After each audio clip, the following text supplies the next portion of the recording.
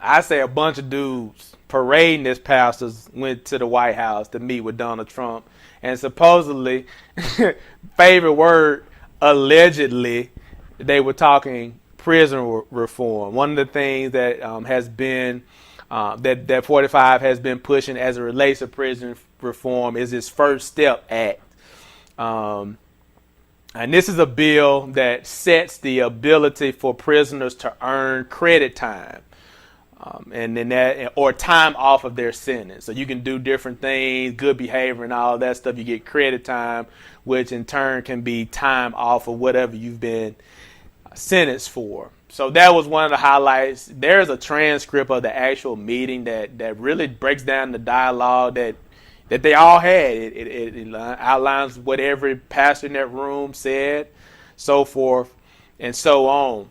Those pastors, of course, caught a lot of heat. Those that were visible, that were recognizable. One is John Gray. If you watch TV, I think he has a television show, reality show on the OWN network, one of those channels like that. So he's a very familiar face. Sitting right beside the president, he actually delivered the prayer that opened up the session. And so naturally, Black Twitter got on him too, like we've done before when other black pastors have made that trip to the White House. People just trying to understand, in the midst of everything that this guy has done as the president, as polarizing as he's been on immigration, the comments that he's made on Twitter and every other platform that have been negative, that have been disgusting, the pastors still find it in their hearts to go and sit down with this guy, running the risk of it just being a photo op and them, like we said earlier, being played as pawn in a larger conservative or neoconservative agenda. But they made the trip, and a lot of them in after the backlash that they received for going out there have come back and made statements justifying why they actually went. John Gray is actually someone who I really, really kind of like and support. Yeah. He's someone that, just to give a backstory, I'll circle back to this, but he actually attended New Light Missionary Baptist Church and was under the umbrella of Bishop Eddie Long. And so I'll kind of circle back to that point, but he was also under the umbrella of Joel Osteen down in Houston, Texas. I had a lot of, again, Joel Osteen was someone that I felt like during some of my darkest times and hours, I read his book and it kind of transformed me as an individual. Here recently, I haven't liked some of the things that have happened at Joel Osteen and at that church, but John Gray was under that umbrella. Got the call from God to go and pastor Relentless Church in South Carolina. And so I've watched his show on Oprah the network. You mentioned that he's been on the Breakfast Club.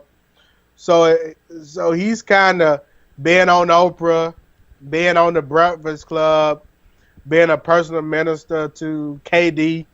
He's kind of been someone that has kind of reached out to the black community. Mm-hmm. He used multiple avenues and platforms to get his name out there, as well as his message. And he's someone that I think does a very good job of speaking and having a heart for the people. I was very discouraged and it was interesting because I was watching CNN and I looked up, and lo and behold, I said, that looked like Pastor John Gray sitting next to Donald Trump. That's the same thing I said. I'm like, nah, that can't be him. That's somebody that look like him. I said it twice, and I even said it to my wife. I said, is that Pastor John Gray? I said, nah, that can't be him. And lo and behold, less than 24 hours later, he posted a comment on his Instagram page and a clip of him responding to the backlash that he had started receiving at that point. I don't even know if you saw the clip of him being on Don Yeah, Lemon, I saw it. but he was on the Don Lemon and kind of was speaking to how he was getting so much backlash. And it was interesting. If you go back and read his commentary that he posted on Instagram, he basically talked about his wife, Avatar, basically saying, hey, you know that if you go to this, you're going to get a lot of backlash. And, you know, he basically said he went and he prayed about it, and you saw his response, or you saw the answer to the prayer by him being at the Wow. at the White House at the meeting. So here are my thoughts, BG. And I pondered this because I feel as though a lot of our so-called, we spoke about the state of Black America and urban lead, and we spoke about Roland Martin. And I think the same can be said for our so-called faith leaders. I think that there is a disconnect between where Black people and millennials are going and where they are. I think that Pastor John Gray, who by all means probably had good intentions for going, but he's 2 years late. We've already seen this. We've seen what Trump is doing as far as using these opportunities to have photo ops to continue to press his agenda. And so what I would say to Pastor Gray is that even though your intent may have been great, or your intent may have been for the good of what you think is for prison reform, what I would say is don't allow your presence to be a weapon for 45. Yeah. Don't allow your presence to be a weapon for 45. What do I mean by that is because you were at that White House and you sat right next to him, the photos that are taken from this point moving forward can be used as a weapon or as a tool to support his agenda. So from everything that I've read, and this is something else that I did not agree with, he posted on his Instagram page a picture of the article from The Hill that basically read, Trump give thumbs up to prison sentencing reform bill at pivotal meeting. Now, from everything that I've read, that bill was led by Jared Kushner, was already essentially had been passed in Congress in May, and was at this point gonna be signed and passed or what have you. So I'm not sure the role that these pastors play because it had already passed in May, and so for the bill to have already passed in May, for it to be led by his son-in-law Jared Kushner, and then for Pastor John Gray to post that on his Instagram page, and then to turn comments on, to me it sounded like he wasn't even in the know, and he wasn't even aware. And again, don't allow your presence to be a weapon for 45. You know, they say that this meeting was kind of put together by Paula White, who was another evangelist that's very popular mainstream. But a lot of these pastors were pastors of large churches. They have large congregations, and you just imagine that the black pastors have a large number of black people that attend their churches, and so they are the leaders of those people. I mean, they are the shepherds of that flock. And so those people are entrusting them to be informed, especially when they go as a representative of them into forums like this. So to go in uninformed, that's already a strike against you. You're already setting yourself up to be used for bad. And then they even go further with this whole First Step Act that you're talking about. It's like, yeah, it's making where people can get this credit time and get out early, but they're going to go home and they might be in halfway houses and they're going to have to wear monitors and stuff. And one of the things that they have been talking about is how this whole thing, they will enter into the workforce, but they're going to be leased out. So now we're talking about the same thing when you came out of Reconstruction and how they had people arrested and they were leasing those convicts out to do work in these industries and stuff like this. This is kind of the setup for the same thing. Yeah, people going to be getting out, but they're going to still be getting out. There's still going to be these entities of the state being used for the state or for the government's profit. So here's where I insert, read the Slavery by Another Name or the New Jim Crow. These books that talk about how, the prison industrial complex, this is still a part of that. And my other thing is, like, why is it that when he gets a group of black people together, it's for prison reform? Why can't we talk about the front end of prison? Why can't we go up here and talk about these out of control police officers? Why can't we talk about how these sentences, this disparity and how people are sentenced to prison? Let's talk about the role before prison. But this is low hanging fruit. It sounds good because everybody associates the prisons with being comprised of majority black people.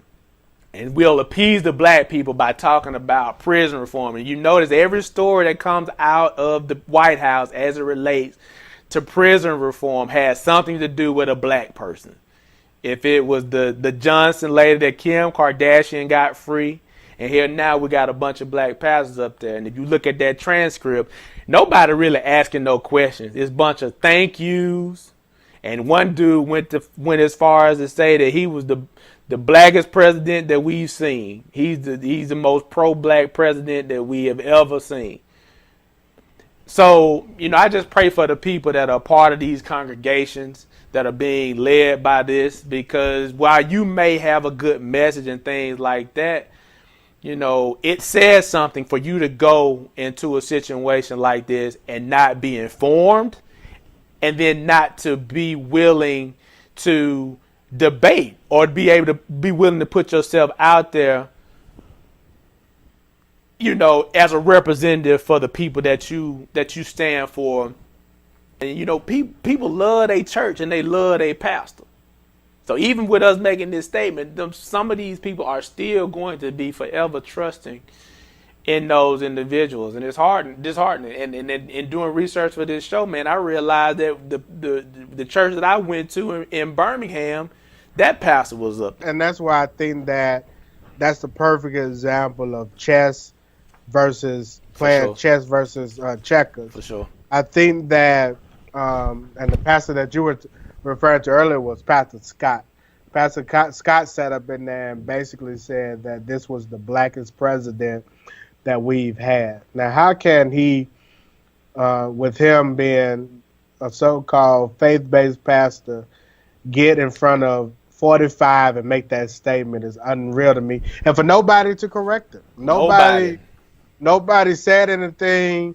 You got Pastor John Gray sitting on the right side, the right hand, the right side of optics. That means something. That means something. He don't just end up. You don't just end up at the right side. That was a strategic move. Somebody made it a point to put him as probably the highest profile person in that position for that camera. Those guys are playing checkers. Whereas the administration sees an opportunity. They know that if they invite 50 black faith leaders, 12 of them is going to accept the invitation and going to be used as a photo op to further the agenda. You have midterm elections coming up, less than 100 days away. I'm sure that those pictures of Reed will be used again. You got that picture. If you go and Google if you go look up the article on Instagram, it says, pastors praise Trump as pro-black at prison reform event. Pastors praise Trump. And all you see is Pastor John Gray and Trump in the picture. So again, don't allow your presence to be used as a weapon. I'm gonna get off of this because I can ramble on and on, but Pastor Gray, again, who I think has good intentions, mentioned that he was there to pray. At what point can you pray from home? I was at the mountaintop today praying over the city of Atlanta. I prayed over my household, and I prayed over the U.S. government. So I guess God don't hear me unless I'm in the White House. Even if you up on top of the mountain, you close to him, he still might not hear him. You got to go to the White House. I was as close as I could be to God today. But unfortunately, he didn't hit me because according to the logic used by Pastor Gray, again, someone who I admire, that has me kind of second guessing whether or not if he's in tune with what's going on. And the reason I say that is because we saw this 2 years ago. We saw Ray Lewis walk down with CTE in his head and take a picture. We saw Kanye West take a picture. We've seen all these folks come down from Trump Towers and take a picture. But yet and still, these faith-based leaders, they don't see that. We saw even Steve Harvey come down from Trump Tower and take a picture, and that those pictures be used against them. And now 2 years later, and you guys haven't learned this yet. Where are you at? What are you doing?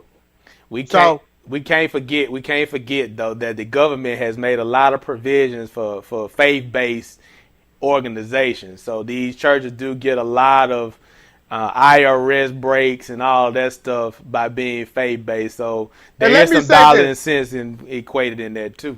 And let me say this: I am not against those guys talking to Trump. I am not. No, I'm not. That's not the point I'm making. The point I'm making is the photo op. They give him the opportunity to capture the picture. Is the whole point. If you want to talk to him, put his ass on conference call. Y'all talk to him on conference call. Yeah. If you want to talk to him, refuse that any pictures on the lab, because I guarantee you, getting into that White House, at some point, they are confiscating iPhones, Android phones, and they're not allowing you to take pictures. Well, if you want to go and talk to him, make it a known fact that it won't be any pictures taken, allowed. Yeah. That's my point. It's not the conversation. If you want to talk to him, go have the conversation. But don't allow your presence to be used as a weapon for 45. And that's all I got to say about Pastor John Gray. I'm ready to move on to Pastor Paul Bryant. But on a lighter note, Pastor John Gray had that same look that Zeke Elliott had. He was looking like a Sunday stripper. He knew he was in the wrong.